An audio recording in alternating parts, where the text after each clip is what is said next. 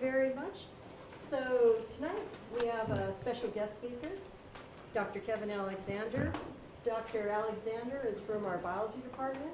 He is a professor of biology. He's also the department chair of that department. And he's been a friend of the Environment and Sustainability Program pretty much since its inception. Yeah. And so he has sat on the council and been a supporter and so forth. The reason that we've invited Kevin to speak to you tonight, though, he has a very interesting background in both biology, and he is a deep ethical and philosophical thinker as well. And one of my favorite seminars that he gives is a seminar he's going to share with you tonight that involves all those together as we move from thinking about across our classes climate change into invasive species and think about issues of science, environmental management. I think this topic of shifting baselines is perfect. Cool. So with that, please welcome Kevin. Right. Oh, thanks, Jess. I got my notes here. I've scribbled down to keep myself on track a little bit, and I'm being recorded, so I kind of have to watch what I'm saying a little bit tonight. So you might not get the full full layout of stuff.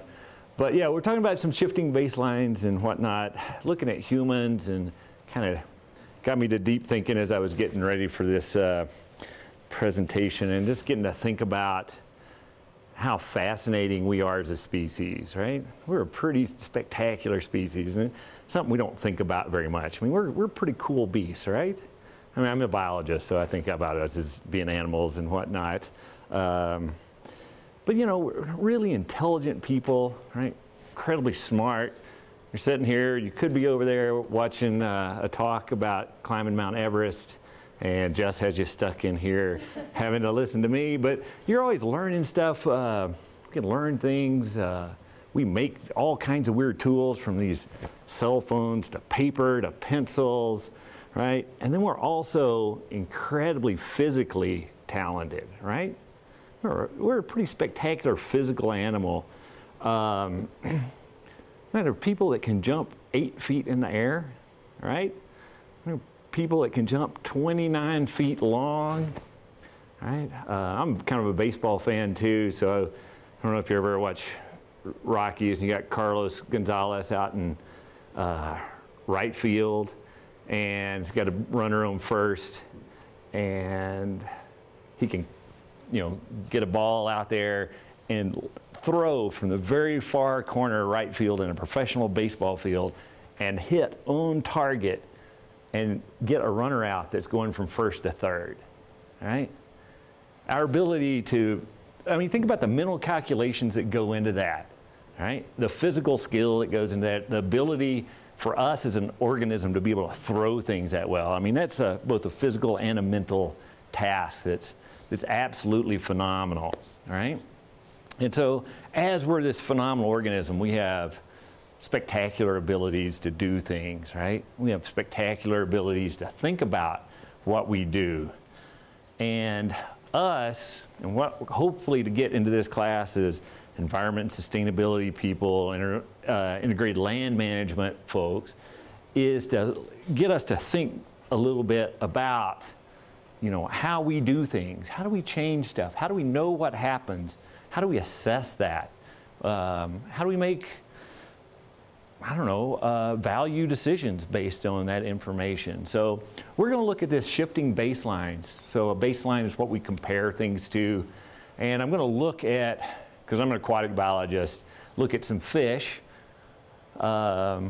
which maybe a few of you get excited over. But I'm also going to look at a few other things in the Gunnison Basin and beyond that might help us hopefully grapple with this concept a little bit. And so my talk can be summed up in these two cartoons. Right? This is everything you really need to know about the Vera paper that just gave you, and about what I'm going to cover. I don't know if you can read that. This is the fence. So what's this? 8,000 BC. We call it a fence. Keeps out the giraffes, the lions, and the elephants, and the ... And so there's the fence, AD 1500. There's 1800.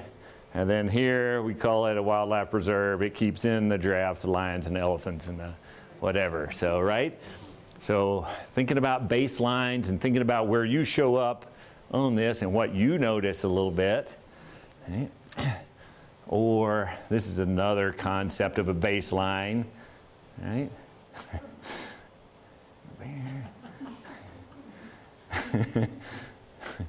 Right? I mean, this happens every day in Crested Butte, right? People walk out down the alley, there's a bear. Where'd you come from? Well, I've always been here. I just haven't always been eating garbage and breaking into cars, right? So, but this is the paper just assigned, right? Am I good at that? Okay. Shifting baseline syndrome and restoration ecology. Talks about things that are reference points. What do you notice for a reference point? How do you look at things that change? Some things are hard to notice, right? Because they're continuously changing. And that we redefine this on within our world, right? You redefine what nature is supposed to be because that's what you inherit, right? And we'll give you some examples of that in a little bit. Right? You think about the way things were when you were a kid or younger, and things are so much changed now. Well, if you think back 10 generations, what did they perceive as how things changed in their life, right? Completely different. So we're going to look at that. And so that this isn't just some silly academic exercise and things that we're going to think about. Me in my professional career where I'm actually doing science stuff and I get contracts and stuff a lot of times to design or to write up what's called a present condition study for conservation easements. So I'll actually go out to a property or a place that somebody is trying to enroll and get a conservation easement for, and then they have to, I tell them what the present condition is so that in the future they can come back and say whether that landowner is meeting the conditions of the conservation easement, or do they lose their tax credits and their funding and things like that based on that.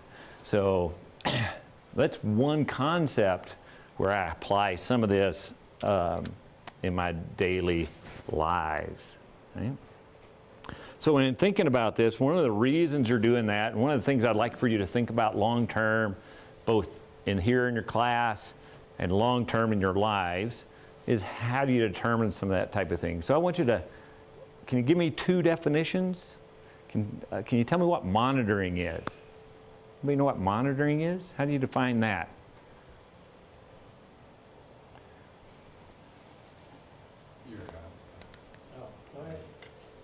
It's for like a management objective, so we have to watch it over time and make sure that it's meeting its goal.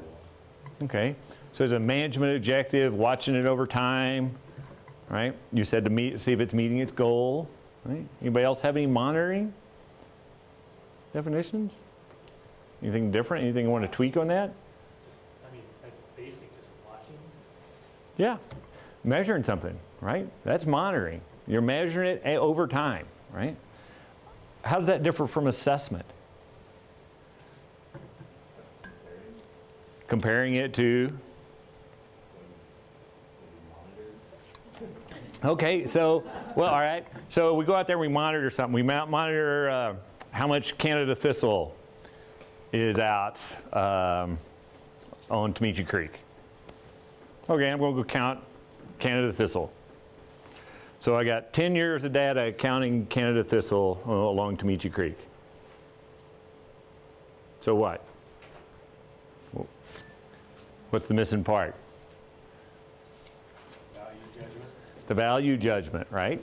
The value judgment. What am I going to compare those numbers to? Do we want them going up? Do we want them going down? Are we trying to maintain something?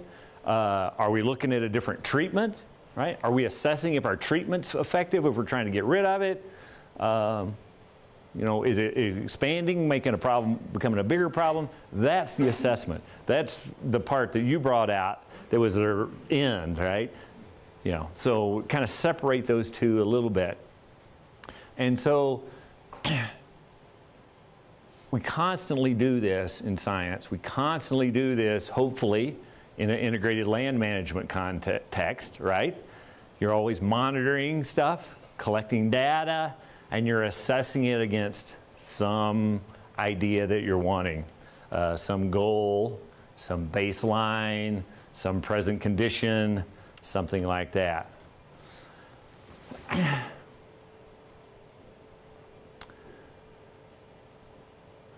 Anybody like to go fishing? Anybody like water? Anybody like fish? Okay, you like to go fishing. A few of you do, right? What do you guys think about the fishing in the Gunnison River? Pretty good, right? A lot of people come on vacation to go fishing here, right? Awesome place to go fishing.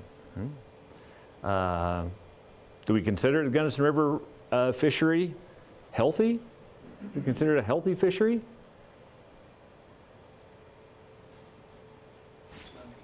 No, not many cutthroats. Good. You don't know. We don't know if it's healthy or not. We kind of don't know. What do you compare it to?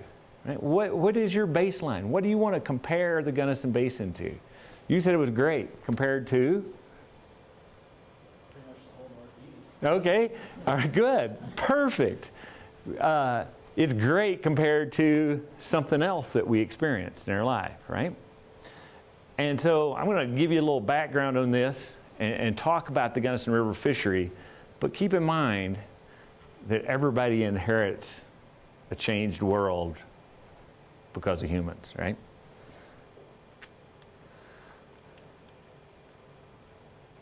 So I started this right after I moved here, which was a long time ago. Jess was on my search committee, so you can partially blame her for me being here. But after I got here, I thought, oh, I should figure out stuff about the Gunnison River, especially I'm going to be teaching fisheries and, you know, aquatic classes and stuff like that. And I always have this interest in water and animals. And I wanted to develop this sense of place and concept, so taking field trips and things like that, I had a better idea. So what better way to start that off than just starting a list of fish that you can find here in Gunnison? Sounds like fun too, right? Let's figure out what's here. So for this point, though, I'm going to define this as the Upper Gunnison Basin, right? And the Upper Gunnison Basin is above the Gunnison Tunnel, which that's a photograph of. The Gunnison Tunnel was built in 1910, and that takes water flowing in the Gunnison River and sends it literally through a big tunnel over to the Uncompahgre River Basin, where they use it to irrigate crops over there, primarily hay, right? To irrigate some of those. And that's roughly the break between a cold water fishery, which is up here, that holds trout, and a warm water fishery, which is below that, which is going to hold those weird Colorado River fishes, the pike minnows and chubs and all that kind of stuff, that weird endangered fish down there. And obviously I have to come up with a baseline, and native for us for this talk, and we'll play with this in just a little bit, is the fish had to get here using their own fins, right? They had to use their own fins to get here. A mule or a helicopter or a backpack or a boat or a truck doesn't count, right? So they had to get here by swimming. And this probably doesn't mean a lot to a lot of you, but this is just the list of fishes. So there's a salmonid family, and the salmonids are the trout, the salmon, and the char, right? So there's our list. Lake trout, which is really a char, and brook trout, which is also a really char. What now? You guys have salmon here? Yeah. Salmon? Oh yeah. They're in the river right now. I did not know that. Yeah. Yeah. So lake trout, brook trout, brown trout, sockeye salmon. Got 3 subspecies of cutthroat here. Colorado River, Snake River, Yellowstone. We have some golden trout, rainbow trout. Here's a few other families. The pike, northern pike. I'll show you some photos of some of these in a moment. This is a quick list. The cyprinids are the minnows. And then for those of you that may not know fish very well, a minnow is not just a baby fish. A minnow is actually a group of fishes that have very distinct characteristics. A lot of them happen to be very small, but some of them get 5 or 6 feet long too. So that's the minnow family. These are minnows we have. There's a stickleback. We have yellow perch, and then the sucker family, right? White suckers and long-nosed suckers. So if I summarize that, if I count those up, we roughly have 15 species here. And then we have 3 subspecies of cutthroat trout and some various hybrids, which I could throw in a few more too. And sometimes we get around 20 or so flavors of fish that we have here in the Gunnison Basin, right? So that's essentially what I got from my quick list. So, however, if I go back to my definition of native and look at how many native fish we have in the Gunnison Basin, that's 4. Right? Wow. That's kind of crazy, isn't it? Kind of weird to think about. Man, the things are really good in Gunnison River. All of a sudden, diversity is way up, right? As a biologist, man, the more diversity you have, the better things are, right? Isn't that kind of what you think? People typically think that way, right? Well, a couple of these, that's the only native trout we have here. It's Colorado River cutthroat trout. That was the native one here to the Gunnison Basin. And I'll complicate this a little bit more later. There's a speckled dace, and that's the only one that's really got somewhat decent numbers here, but nobody really checks on these. Those dace are about yay big. And I can find them pretty decently in Temichi Creek, number-wise, a little bit in the Gunnison River. There's a flannelmouth sucker. That's one of the other natives that was here. And that was the bluehead sucker, right? Those were the native fish. Go back. But I want you to come back and look at this. Just thinking about that. Flannelmouth and bluehead really aren't on here as fish that are present today. There's a little bit of genetic evidence that they're still around, but they're not here, right?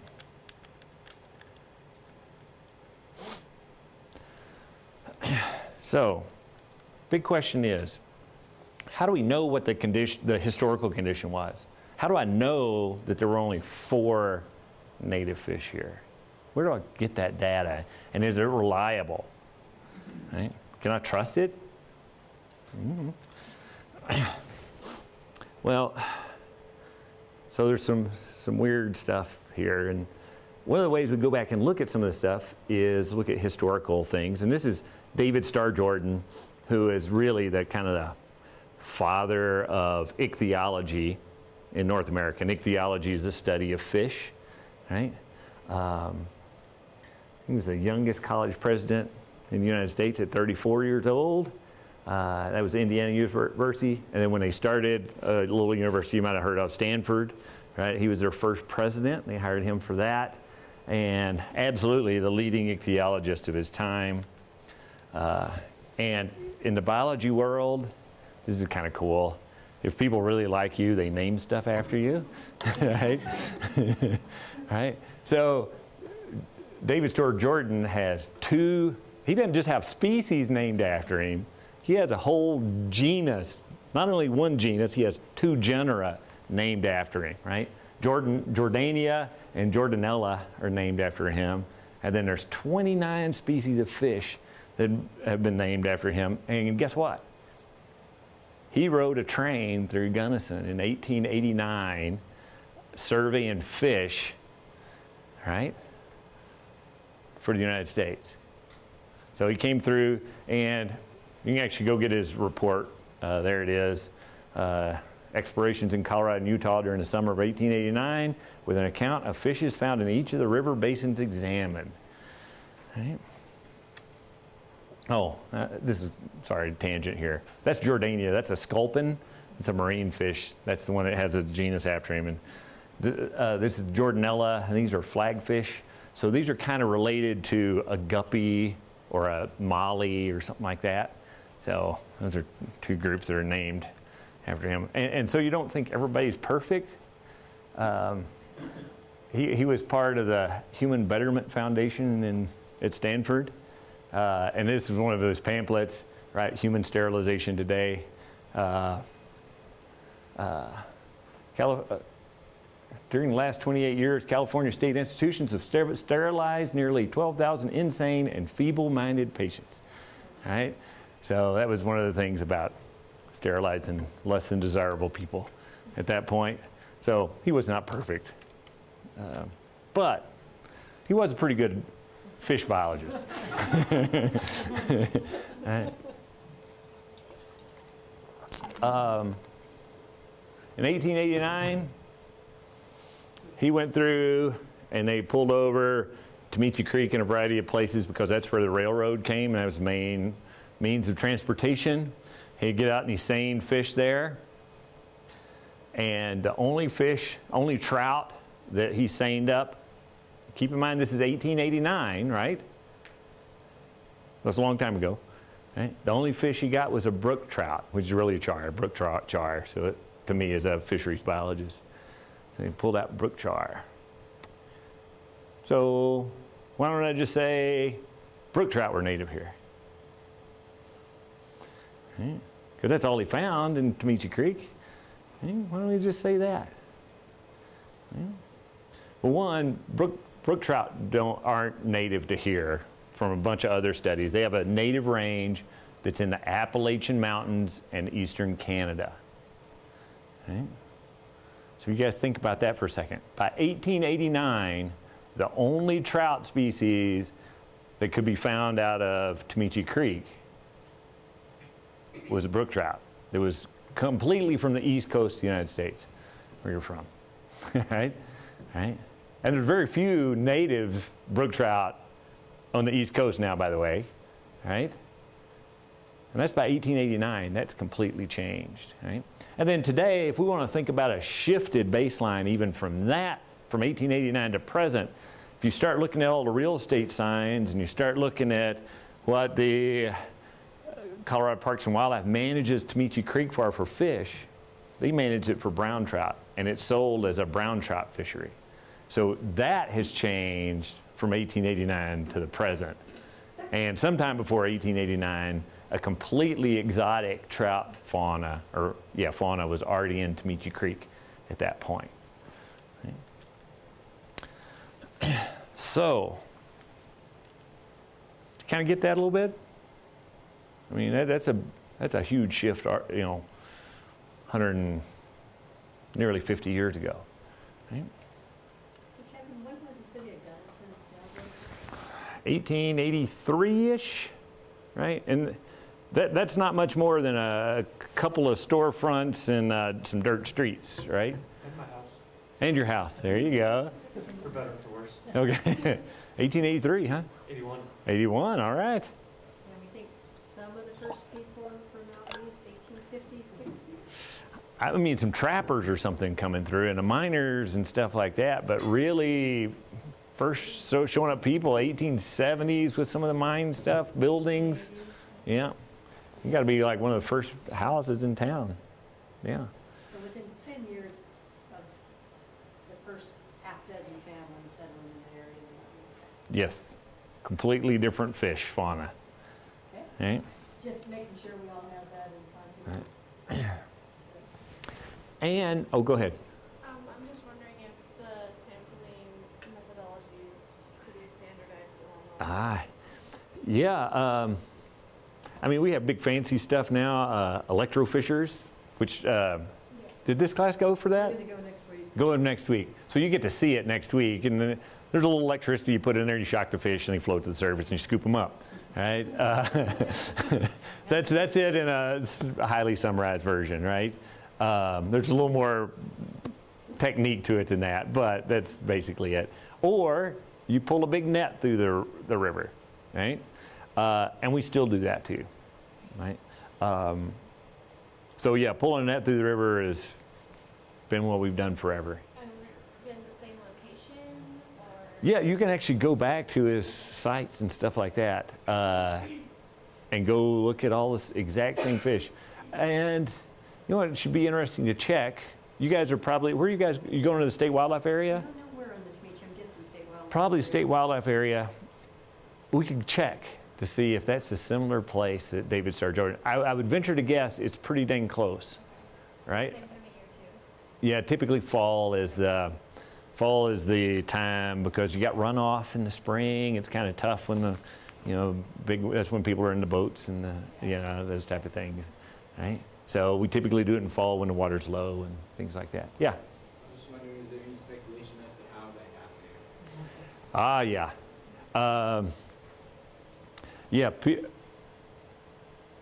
I said we're pretty fascinating organisms, right? We do all kinds of cool stuff, and we do some weird stuff too, like carry fish in backpacks and on horses and in trucks, and people just come over and dump them in. Yeah, so there's some pretty good historical accounts and records of people in their diaries, miners carrying fish in their coffee pots from one drainage to another. Yeah, it's something we do. I don't know. So yeah, right now though, if we look at our native fish, what I'll call a Colorado River cutthroat trout, or potentially a greenback cutthroat trout, and I'll break out this distinction in a minute. We have roughly 3 good known genetically pure populations in the Upper Gunnison Basin now, right, that are functional and healthy. Right? So I think about everything in the Gunnison Basin, from the top of Marnack Pass to the other side of Blue Mesa to up above Crested Butte, all the way above Lake City to the south. Right? You can roughly have 3 of these populations left. Right? And to look at it on the map, right? So where are we? I think this one's us right there. No, that's not us. Yeah, we're in here. We're right in here. So this was the historic range of the Colorado River cutthroat trout, and this one on the right is where we are currently. That's what's left of that species of trout. Yeah. So thinking about baselines and thinking about shifts, how did we get, right, from a story, how did we get from the left side to the right side, right? And how do we get from 4 native species to 20 some odd species here, right? How'd that happen? And this is kind of answering your question here. So there was a Parks and Wildlife biologist of 10, 20 years ago that actually went through all the historical records and went back and read the Gunnison papers and all that stuff to look at history. So when Tom's house was built, happened to be, I'm not saying it's causation, but it's certainly correlation. That's the first documented time that we have brook trout introduced to the Gunnison Basin. And that came from the eastern coast of the United States, right? And eastern Canada. We have records of the first rainbow trout brought into the Gunnison Basin in 1888, right? Where are rainbow trout from? Anybody know? Pacific Northwest, Northern California, Oregon, Washington, British Columbia, Alaska, right? That's rainbow trout. So by 1888, not only we had fish brought from the East Coast, but we've also had them brought from the West Coast. So people already made it to the West Coast and back here with carrying a fish around. Right? It's just a fish. I don't get it. And then brown trout, the first record of brown trout here, 1893. Where'd they come from?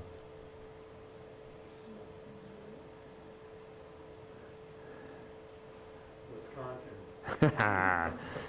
Good guess. Close. Europe. Yeah, they came from Europe. So that's a European species. You guys all think about globalization issues and stuff like that, right? Fish fauna in Gunnison was globalized in 1893. All right? It's kind of crazy, isn't it? Amazing. There's fish that brought it across, halfway across the world and put in rivers here in 1893. And a lot of those displaced, competed with, and hybridized the Colorado River cutthroat trout. I'll play with this a little bit more. Others, like the white sucker and long-nosed sucker, those are Eastern Plains species. And so they were brought in when they would come through and they would stock fish here from a hatchery. So they were raising rainbow trout and stuff and bringing them over here. And occasionally, you know, you get a sucker that snuck in with all your trout, and fisheries people dump those in by accident, right? And if you think about that too, and you want to think about pressure and stuff, we're out there catching fish and eating fish and removing them from the river. And what are you putting in to replace them? You're putting in rainbow trout, right? So you're supplementing the reproduction of rainbow trout without doing so for native fish, right? And then we brought in other fish, like the northern pike, and that was placed in Taylor Reservoir sometime around 1937, and those were put in to control the white suckers that were accidentally released into Taylor Reservoir. So they were put in as a control agent. Right? Oh yeah. Bait bucket release. So some of those little smaller minnows and stuff on the big list, like a fathead minnow and stuff. So people would go fishing and they use bait, right? And they'll get a bucket of minnows, buy them at the store or whatever, bring them over, and they'll use those for bait. And what do you do with your bucket of minnows at the end of the day when you're done fishing and you still got some minnows in the bucket? What do you do with them? Yeah, go swim, be free, right? Because we like individuals, that type of thing. We don't want to harm stuff, or crap, I don't want these anymore. I'm just dumping them in the river, right? So some of those minnows got there, including this little guy here. This is a brook stickleback.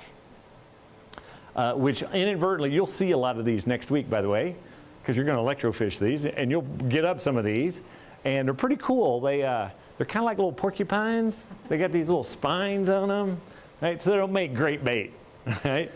And you pull one of those out, and it's like, I'll never catch anything with that stickleback. Throw that in the river, right? And so you'll shock up a bunch of those next week. So. Bluehead on the left, flannelmouth on the right. There is some evidence that we do have a few of these maybe hanging on in the Gunnison Basin, maybe up Cochetopa Creek, those types of things. That's the flannelmouth in its natural habitat. It is a terrestrial fish. It doesn't live in water. I'm just kidding. It's really in the aquatic. That's a horrible photo. Fish are difficult to photograph underwater, right? We don't live there. It's challenging for us. So Blue Mesa Reservoir took up a lot of their spawning habitat for the native fish. They're river spawners. White nose and flannelmouth like big pools and lakes and stuff like that. So we made good habitat for them. And so white and long nose took over for the most part. And then this gets back to that concept earlier. The cutthroat trout here in Gunnison had what biologists call high catchability, right? Which means they're easy to catch, right? Very aggressive feeders, things like that. And they got big.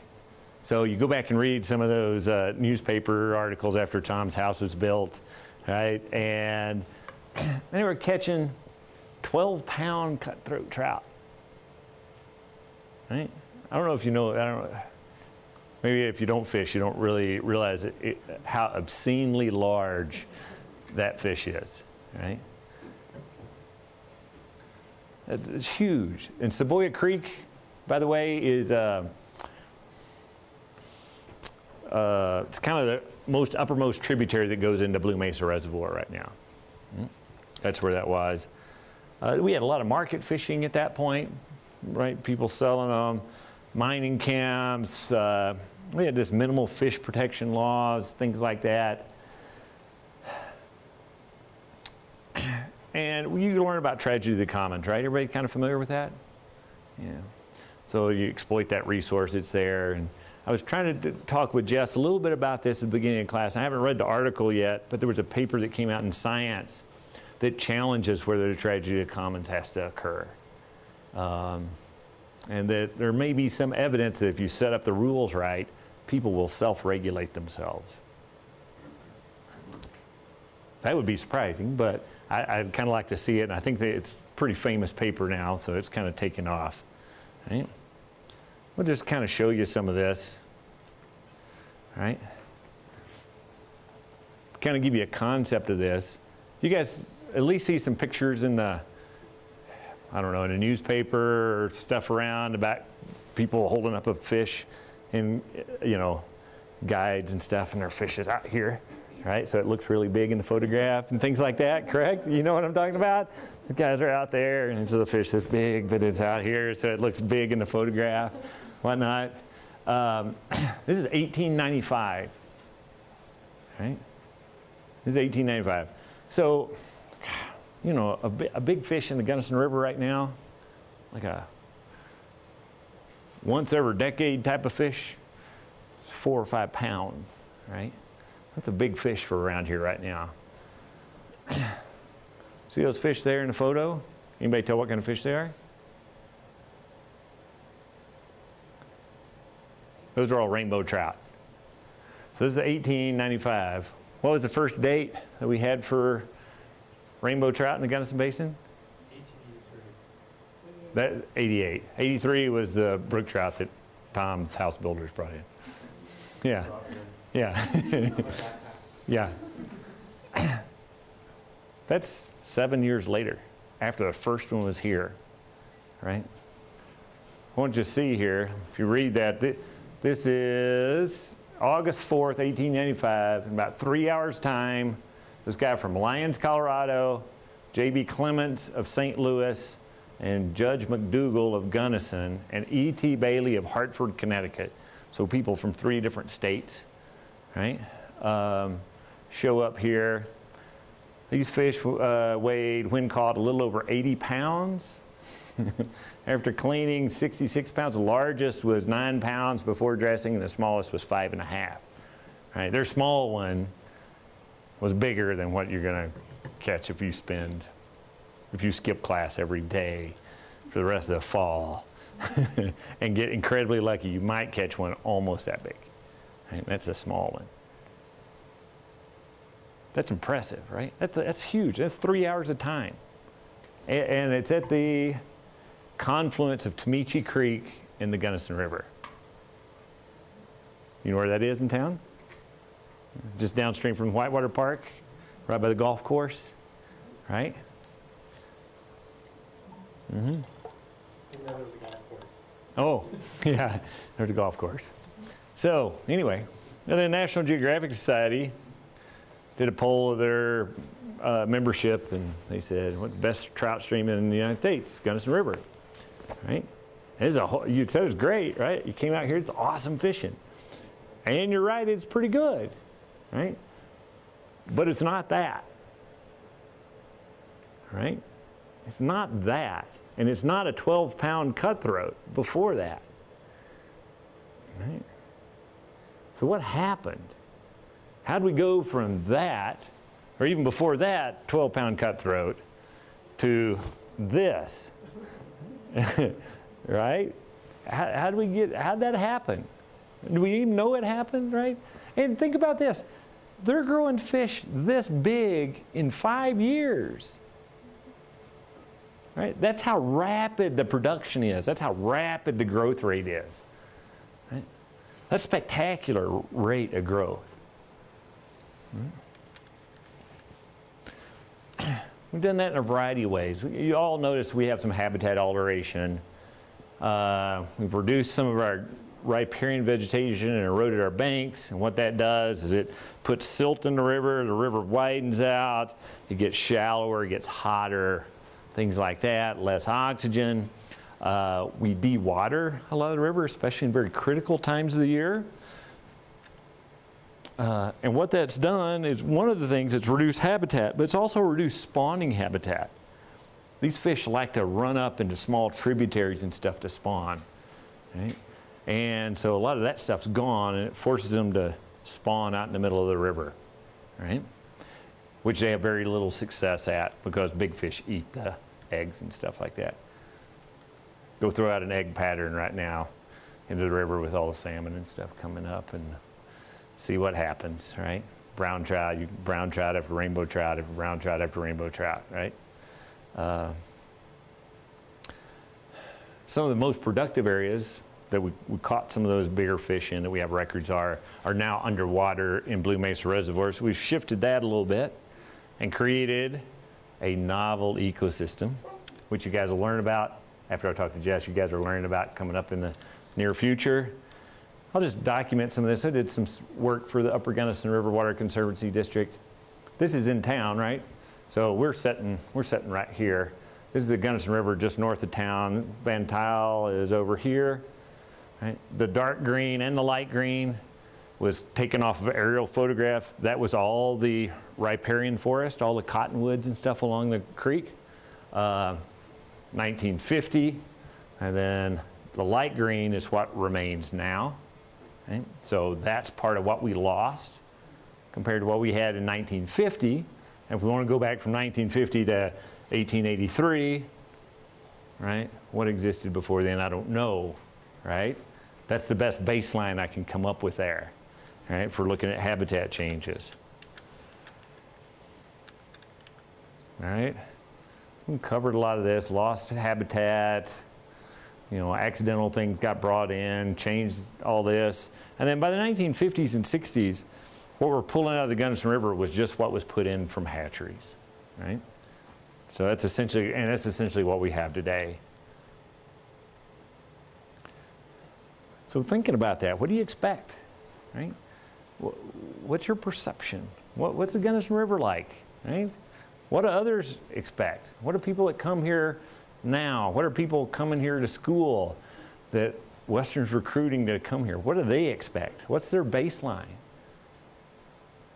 It's what you show up and see, right? And then you're comparing everything to that into the future, right? So we got a shifted baseline where people expect wild brookies, right? It's wild from the East Coast. It is wild. We don't manage them after they're here, but they're not native and whatnot. So we've lost to a large degree what our Gunnison River fishery is like. And we see stuff like Land of the Rainbow, right, with rainbow trouts in there. Brown trout's the current, well, and then this has changed in the last 15 or 20 years, right? It's rare to catch a rainbow trout in the Gunnison River right now, right? Whirling disease came through, which is a disease that we brought in with brown trout from Europe that killed all the rainbow trout, right? Came through and it killed all of them, right? So people that moved here, if you talk to people that moved here in the 1980s and 1990s, they lament the loss of the rainbow trout. But people that are here now, they know no different. Right? And they're trying to breed these fish to come back that are resistant to that, to be more similar to what people saw in the 1980s and 1990s.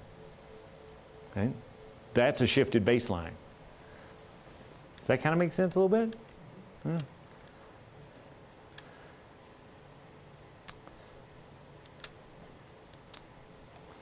So we apply conservation stuff to what we've inherited now. Right? You guys have a conservation ethic. You're looking at land management, integrated land management stuff. You're applying a conservation ethic a lot of times to a very shifted area. So what do you want this to be like? What are you managing towards? Right? What's your goal? Right? Well, you can monitor all you want, but what are you going to assess it against? Right? So Peter Kariva, who's one of the science directors at the Nature Conservancy, then starts coming up with this concept that, well, let's not manage for or monitor for things that were pre-human condition. We've modified the world. That fence has gone down to this. We're now living in a completely modified system. Right? So he's arguing, Well, just keep a functional system, right? Make it a functional, even though things are non-native, or you might have invasive species or things like that. Managing that type of stuff as a novel or new system for the benefit of humans, right? And one of the things that's going on right now that you may not be aware of is there's a huge, huge debate going on in conservation, land management, all this type of stuff over what your baseline is. And what do you make it? And what do you want to do? What's your conservation? What are you managing, right? Managing wild brookies, you're managing cutthroats, you're managing rainbows, you're managing browns, right? So we get catch and release. For our concepts here, we apply a strong conservation ethic. Our strongest conservation ethic in fisheries is a catch and release only, right? So we do that to a purely introduced thing that we're managing, right? With river flows. You get wild trout waters that have wild exotic things there, right? Wild non-native animals.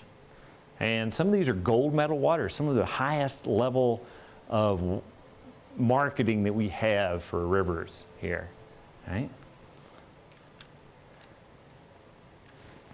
How am I doing? When am I supposed to be done? I just want to make sure good so far. All right. We have till 8:30, including questions. Okay, I can wrap it up here quick. So let's make this even more complicated. We talked about cutthroat trout. This is fun here. Talked about cutthroat trout. Historically, we have greenback cutthroat trout on the eastern slope of Colorado. We have Colorado River cutthroat trout on the western slope of Colorado. And in the Rio Grande River, I can't say that, that's redundant. In the Rio Grande drainage in south central Colorado, we have the Rio Grande cutthroat trout. Rio means river, so I can't say Rio Grande River. And that's silly. So Rio Grande drainage in the south central part of Colorado. Those are the 3 native trout species that we had in recent times. And west of town, one of the sites that some of Justice and I as former students worked on for a while so here's Gunnison and here's West Antelope Creek. We had a series of sites out there that happens to have one of those genetically pure strains of cutthroat trout here. And if it's here on the western slope of Colorado, which subspecies should it be? The Colorado River cutthroat trout. Good. Just makes sense. Well, guess what? They started doing all this weird stuff with genetics and DNA and started looking at all these fish, right? And then, so here's the Colorado River, here's the greenback, and here's the Rio Grande. And these are color coordinated, all right? So all the Rio Grandes, nice and easy, they all show up as red, right? The greenback cutthroat trout, which is supposed to be on the eastern slope, right? They're green.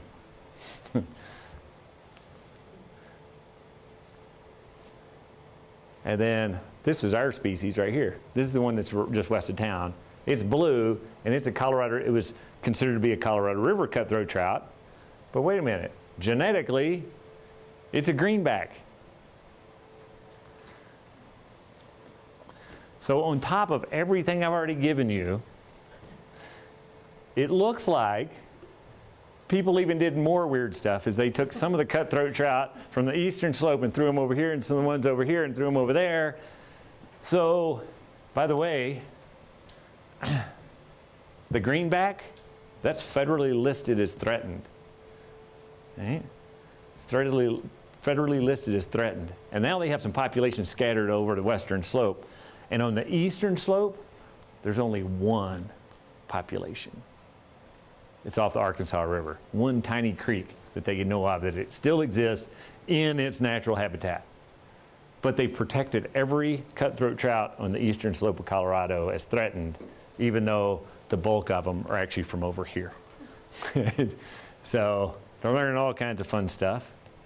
And yeah, it's more genetics.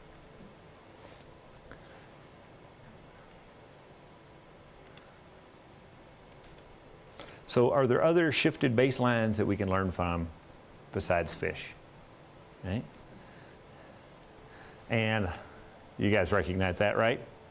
What's that critter? An elk, right? And what's happening right now in Gunnison?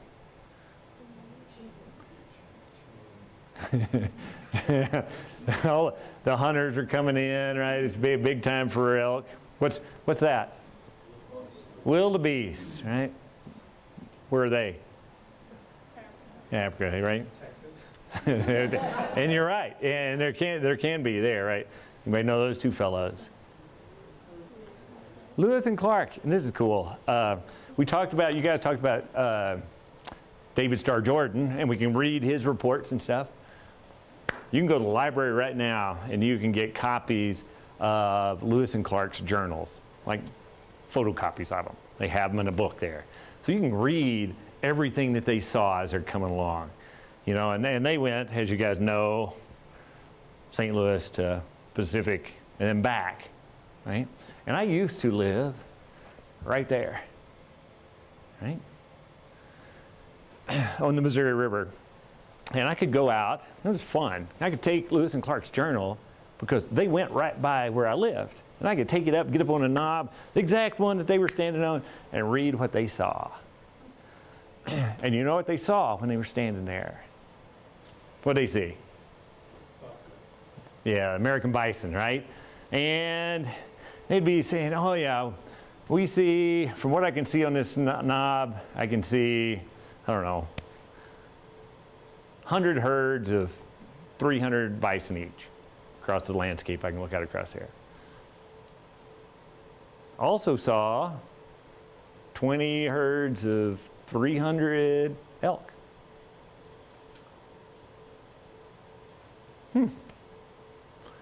Right? And it was kind of cool. You could read, you could go see what they'd kill every day. We shot 3 deer, 4 elk, and a bison today. And that's what we ate. So, which is kind of fun too, and think about that, you know.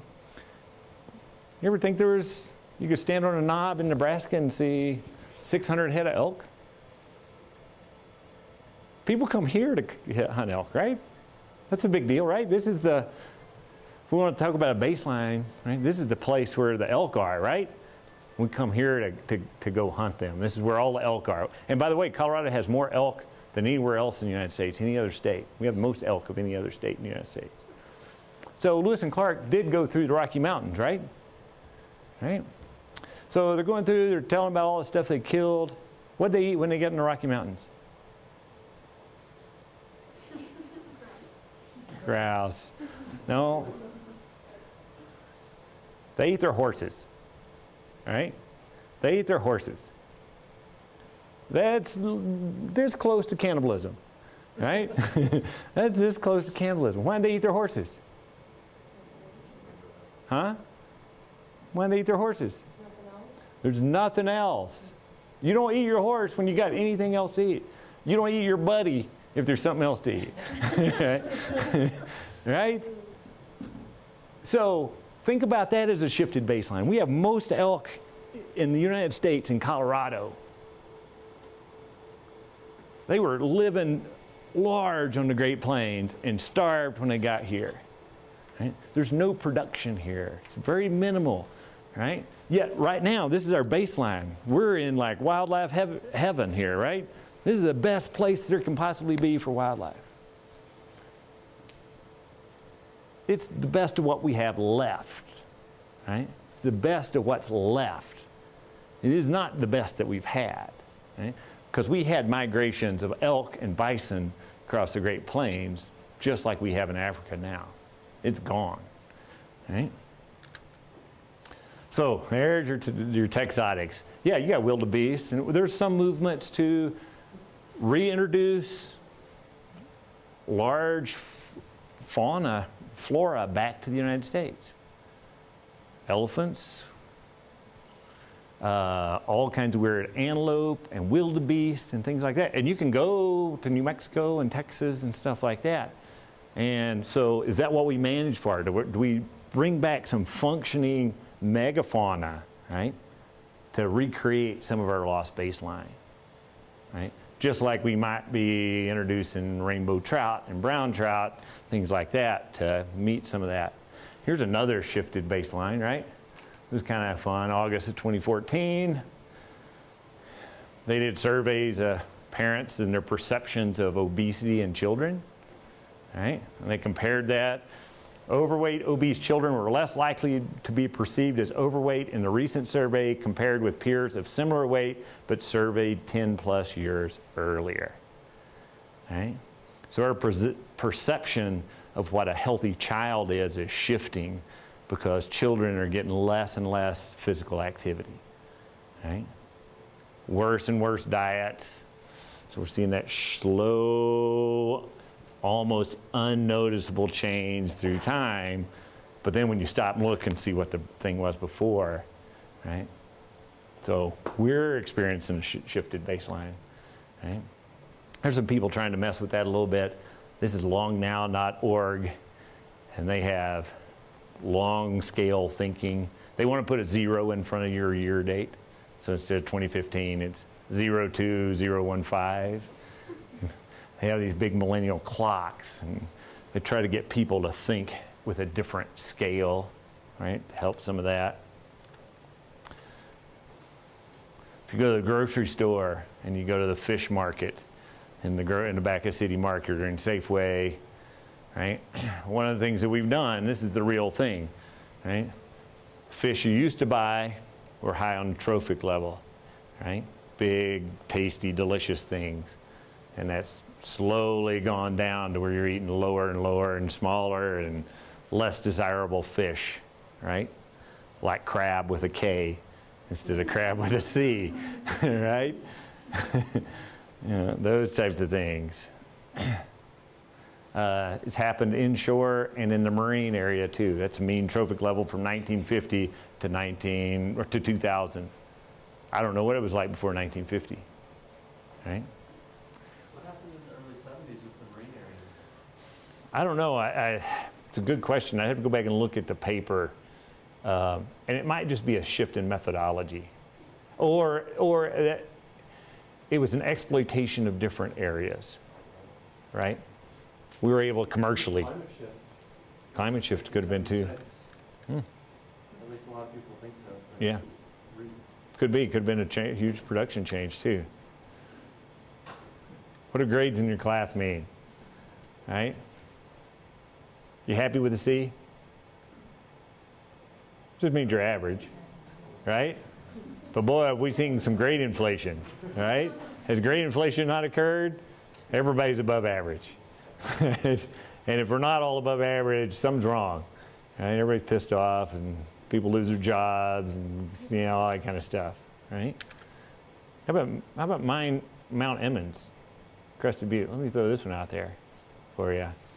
You guys like to play, you like to go skiing, right?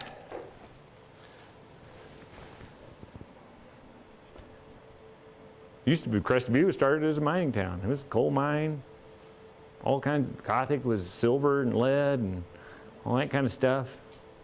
And now we're debating on whether to open up a molybdenum mine, but boy, look at the trails on the mountain right next to it. Right? And look at all the stuff on there. And look at all the 8,000 square foot houses. And look at that. Nobody's throwing a fit over that one, right? Yeah. I mean, yeah. And the mining to make that comes from somewhere, right? I mean, we've had a weird shift there, correct? That's a weird shift in perception. And what makes more money? What recreation does now? And things like that. I think it's a little naive to think that we're a little better because we like to ski or mountain bike than somebody that wants to mine. And it's a little weird to me, right? So what do you do with a novel ecosystem, right? We're making a new geologic period called the Anthropocene, right? Because all the geologic periods in the past are marked by major shifts in critters. So from the Cretaceous to the Tertiary, what happened? Dinosaurs went extinct, right? And the mammals showed up, so we made a geologic period. The Devonian is when the fish showed up. Anthropocene is when the humans showed up and became the dominant thing on Earth. There's no pristine nature left, according to what some people are saying with Anthropocene, because you can find trace human-made molecules in the most remote areas, right? The nitrogen cycle, us making fertilizer, is 60% of the nitrogen deposition now. We're over half of the water that's freshwater runoff comes to humans, right? So we're over half the planet, right? Modified the landscape, that fence, right? Right? Major modifications. Think of some examples of novel ecosystems. Think of something that's a created human landscape. It's a complete ecosystem that's human constructed. Dubai, great. The Front Range, The Front Range, Southern California. Southern California. What about campus? You walk right out the door, right? Completely novel ecosystem. What about a farm? That's a novel ecosystem, right? What about hay meadows in Gunnison? Keep walking for a long ways. What? You have to walk a long ways to get out of the novel ecosystem. To get out of a novel ecosystem, exactly. Or you look at the forests here, right? Those have been logged 2 or 3 times, completely to the ground, right? There's a novel ecosystem you're looking at across there. You probably didn't realize it, right? Oh, Blue Mesa Reservoir, right? There's the fish in Blue Mesa. That's a farm, right? Where people are fighting over how to manage for what fish out there right now, by the way.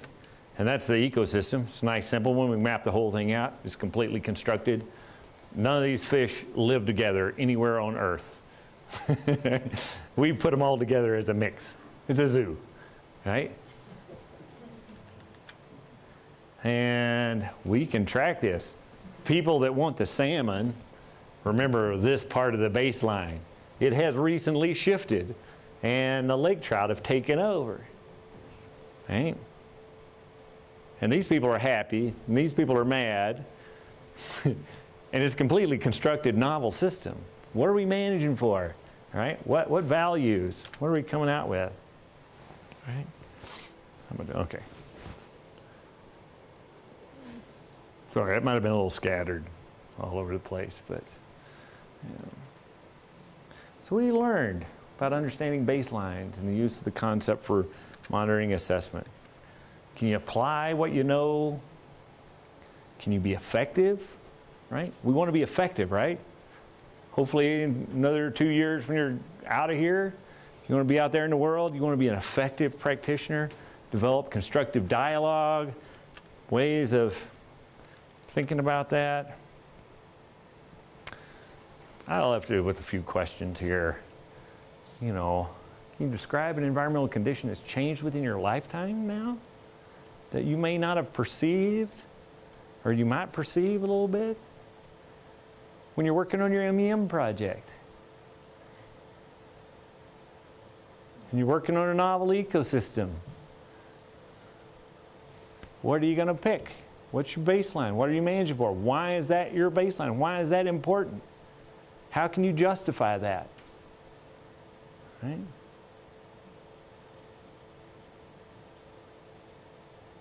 What would be different in your proposal if you had put a reference point at 10,000 years ago?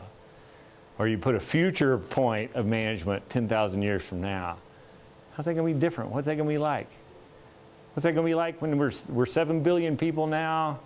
25 years ago, we were at 4 billion. What's it going to be like when we're at 15 billion? Right? I just don't think many people conceptualize what we're doing, and it's kind of a weird, big conundrum we're sitting in right now. Anyway. I'd say a lot of what a baseline is and what is decided to be the baseline is just the, I mean, on one hand, it could just be the nostalgia of those people that are in power in management saying, oh, I love when it used to be like that, let's just go return to that. And that Right. isn't necessarily the best idea. Maybe it is. Right. But Yeah, and you're absolutely right. And part of the big fight, the name calling and stuff that actually showed up in the scientific literature and stuff, was over people saying other people were nostalgic for this historical condition, right?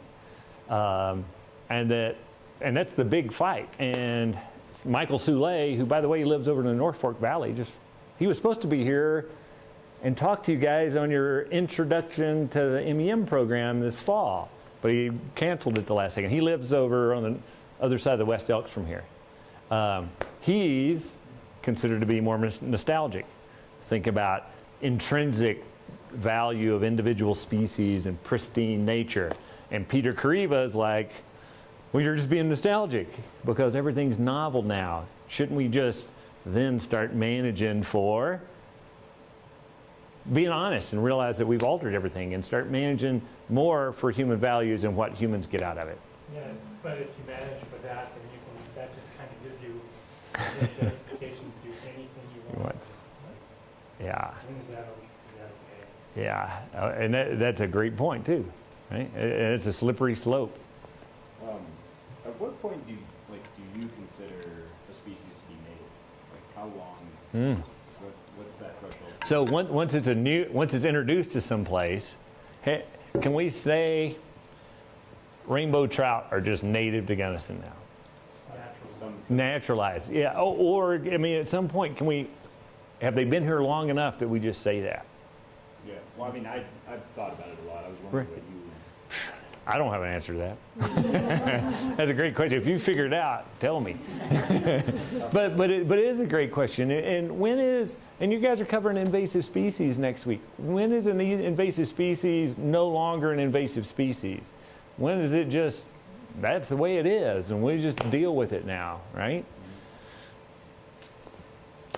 Well, and correct me if I'm wrong, but from what I understand, like non-native and invasive aren't always mutually inclusive. They are not.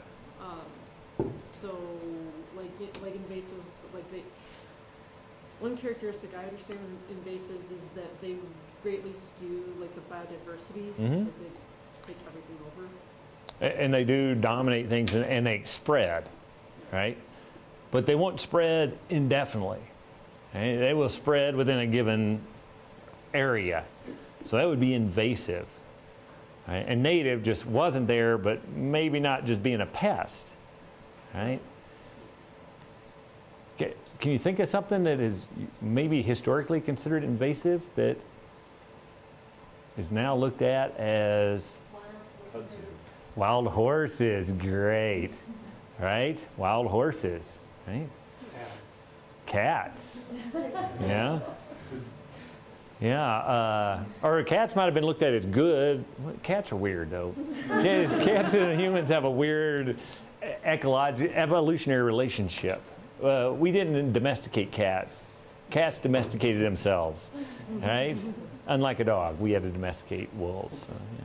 But at the same time, at the root of this whole conversation, when did humans become not natural? Like at the beginning you said we're animals, and we're causing all these unnatural things, like we're all godly and holy above anything else. But when did we become not natural? Like I had a friend ask me that years ago, and I was like, I don't know.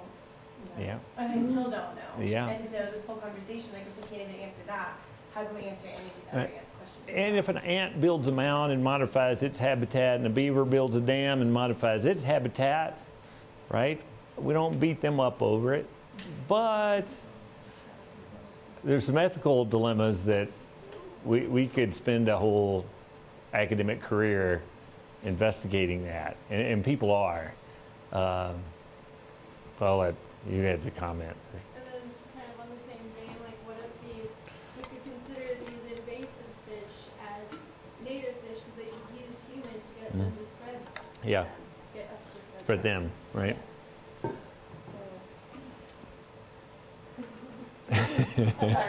Yeah. But if we can still consider ourselves natural, right? And we have tremendous power. At what level are we capable of using our power? And then what? So part of your argument and debate falls apart in between a very classic philosophical question, and that is a thing called an is-ought dichotomy. So do not mix up I am doing this with I should be doing this. Those two things, those have two different justifications, right? Now, we are capable, we're fascinating organisms, we're capable of so much. And just because we are capable of it does not necessarily mean we should be doing it. So the difference is, what should you be doing versus out of all the possibilities of I can be doing, right? So yeah, we're cool, man. We got people who live in the Arctic Circle and eat seals and whales, right? And fish. And we got people living for thousands of years on Easter Island eating rats and putting little rocks on the island that catch moisture that have just enough nutrients in it to grow a handful of crops. And people live like that for thousands of years. We can live anywhere we want, right? We're hardy critters. We're not going to go extinct. I mean, we might go extinct in a long time, but we totally shit the bed, we're not going to go. There's some hardy people who will still be roaming around eating rats or whatever's left, right? I mean, we can do a whole bunch of stuff. We're pretty dang good generalists with a lot of good skills, right? I think my argument would be choose to use your skills for good and not evil, right? Regardless of where you are, right? And that's the hard thing I think Peter Kariva is fumbling with a little bit. Managing novel ecosystems, try to do good stuff even though we're still converting everything to ant mounds or whatever, you know? So, it's way over here. Last question? Yeah. When I talk about stuff like this, I always feel like it's better to just throw out the idea of trying to define what's natural and not. Because all animals alter their environment in some way, sometimes. I think it's better to think about it like, are we altering it significantly enough or at a fast enough rate that it's undermining our own survival at some point? You know, like we're going to manage a river and make it better for us now. Yeah. Can we do that indefinitely and sustain it? And my feeling is that, like, unless you kind of turn it back to that thing that is accused of being nostalgic, it's eventually going to collapse. Do you think that there's any way to actually manage a river sustainably? This is kind of fun. I actually thought about your exact question earlier today as I was thinking about some of these topics and some of this class, and it's kind of the stuff that tortures me at some point, right? That's why I asked him to do it once a year, talking to me so I can torture